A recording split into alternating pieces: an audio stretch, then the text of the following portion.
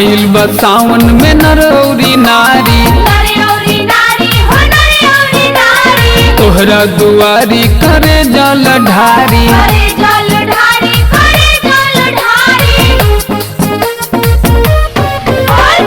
आइल बा सावन में नर औरी नारी, तोहरा दुआरी करे जल ढारी।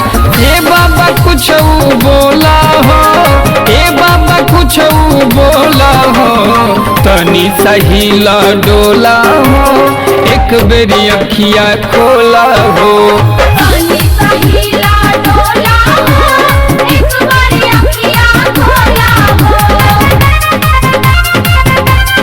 बोलो बासुकीनाथ की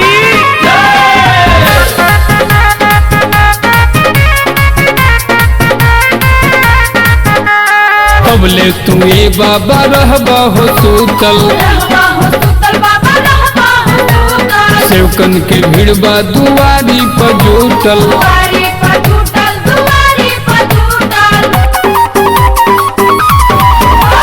कबले तू ए बाबा रहबा हो सूतल, सेवकन के भिड़बा दुआरी पर जुटल। उठाना हाथ मुँह धोला हो, उठाना हाथ मुँह धोला हो, तनी सहीला डोला हो, एक बेरी अखिया खोला हो।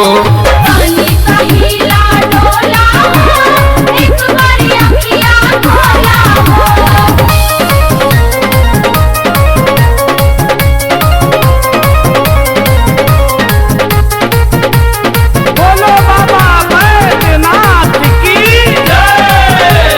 खड़ा बा सोनू नजरिया पसारी,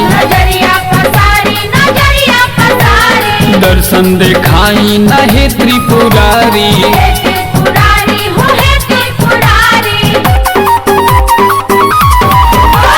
खड़ा बा सोनू नजरिया पसारी, दर्शन देखाई नहे त्रिपुरारी। लेला भंगिया के गोला घोला हो, भंगिया के गोला घोला हो, तनी सहीला डोला हो, एक बेरी अखिया खोला हो।